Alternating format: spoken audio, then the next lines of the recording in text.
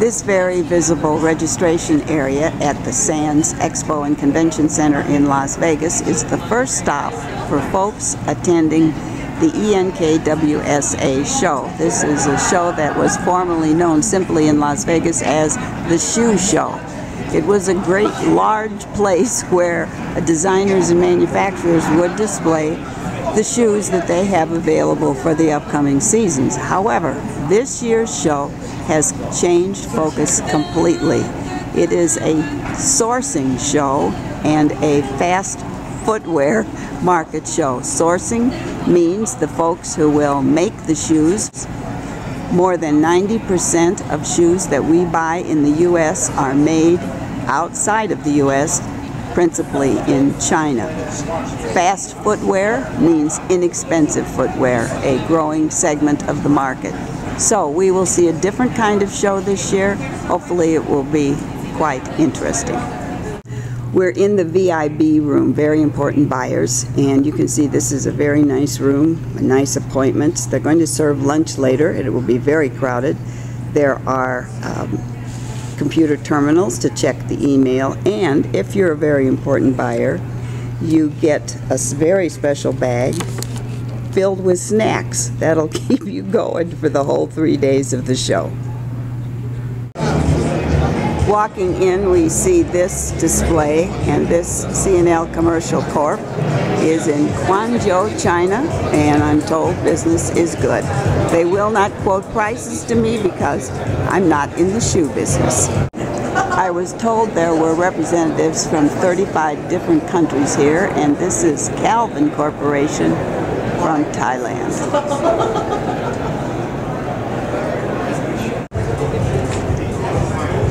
Well, if you know how to kick backwards and you can kick somebody where it really hurts, these are the shoes to buy. First Choice Sourcing is located in Shanghai, China. I asked about brands that we may know that they service, and one they mentioned was DC. They make skating shoes. As I walked through the show, I noticed that many of the big brands of shoes that were here in the past are not here this year.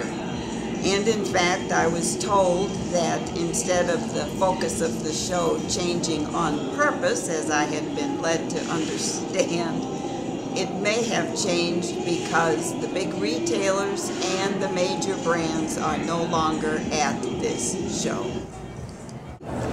We're in the Tulips booth, and Tulips is a brand, and they're looking for folks to come in and buy and stock their local shoe stores or department stores. I was asking about fast fashion, which I had been told earlier was reasonably priced fashion, and I was told here, no. What that means is edgy, something new. And here we go. This is a Tulips fast fashion design that would sell for retail about $109. Interesting, apparently the manufacturers have specialties, and these folks specialize in outdoor shoes and other things. I see a backpack in there as well. Borden Shoe Company, that takes pride in what we do, have a variety of interesting, we used to call them tennis shoes. I'm sure they have a fancier name now. But look at the design on each one of these shoes. We're at the 7 Color Trading Company, and this is a tag that we will see in many places.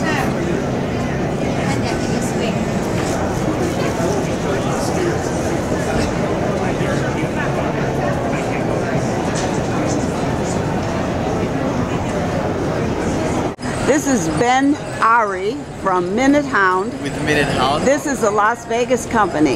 Yeah. And when you speak up, because it's noisy here, and tell us about your company and what your product is. Okay, so MinuteHound.com, what we offer is a system, as you can see here, where employees can clock into work by placing their finger on the scanner, clocks them in a matter of seconds. And? Look at me. Okay. Okay. It allows the boss or the manager to log in from anywhere in the world with an iPhone, iPad, any internet-enabled device to see in real time the status of their employees, reports. You can send this directly to your payroll processor or payroll software so that you can have all of it done automatically. We have a customizable red flag alert system where the employee or the manager can receive an email or even text message alert to their phone anytime there's a scheduled deviation. So I'll be darned. you can set it so that your employee gets a text message to their phone, hey, you're 5 minutes late to work, 15 minutes late, whatever. You haven't come back on time from lunch. Holy cow! So it's completely customizable. Big brother, but also convenient. Very, very convenient for the business How owner. much is a system? Well, One system. The scanner retails for $99. That's just We offer a full 100% money back guarantee. So at any time you can send it back to us. We refund the scanner. No contract, no long-term commitment. Yeah, and the software is all included. So the whole deal is $99? The whole deal is $99 for the scanner, and then there's a service which is based on the number of employees that you have. But again, there's no contract and no long-term commitment. Sounds very interesting. Thank you very much. Yes, thank you then. I'm not sure how to pronounce the first word here, but the Jiyong Shoes are a company in Hong Kong, and they have designed these shoes, and buyers can come and purchase them and put their own brands on them or not, whatever they would like to do. And they are here all the way from Hong Kong. Well, I made a stop at the Taiwan Footwear Manufacturers Association, and this young lady gave me the whole story. She said that yes, there are many factories in China. They are owned, however, by executives in Taiwan. And she showed me one company. This is the Puchin Group, and she said they control and produce over 70 brands of footwear, many of which we know. I had no idea. Thank you very much for that explanation. This is Mr. Huang from Pandora. He is a shoe designer based in China. However, the people that own his company are Taiwanese. He said it took 13 hours to come to this show of airline flight, and he is finally at the end of the show satisfied with the business, although I suspect it could be better. Incidentally, I got a minority view with regard to the Taiwan companies, in that there are more and more Chinese assuming ownership of the shoe companies in China, and that seems to ring true as well. I don't know the truth of the shoe wear industry, but I was told earlier today that you really can't patent a shoe design. So folks could copy and put different brands on shoes that look quite similar. These shoes are in a booth called World Center of School Shoes, but I swear I have seen similar shoes for sale as comfort shoes. During my last visit to the shoe show, I did stop in and talk to the folks at Yellow Box. They are here again. They were disappointed in how the show has been redesigned, but they will be at the upcoming Magic Show, and they are booked solid there. So hopefully that's where their buyers will come from. This is Las Vegas, so we have lots of crystals and interesting lighting. This is the Bolero exhibit. They have some wild looking shoes. I'm going to see if I can zero in on those.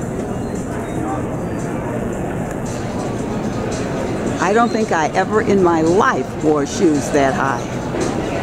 The folks at Summer Rio buy shoes from China and put their own brand on them. They are extremely unhappy with the way this ENK show has evolved, and one representative who I will not name, said, I asked him, how is the show for you? He said, lousy. And he said, the show has been ruined.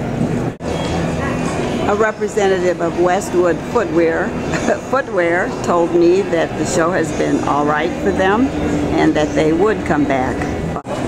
I talked with Mr. Martinez from the Pier Dumas exhibit, and he said that because of the economy, they have adjusted their company. They have slightly smaller square footage at this show than they've had in the past, and they have fewer offerings, whereas if they might have had 2,000 models, they're down to 900.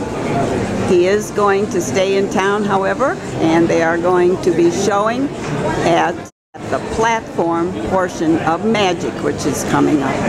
And so he said, yes, we did pretty well at this show, and we will be back. As I pass by the Mona Mia brand, it's time to bid farewell to this show. There have been lots of varying opinions about this show, and one prediction that it even won't be here next time. But other folks are very happy and will return. So stay tuned till next year.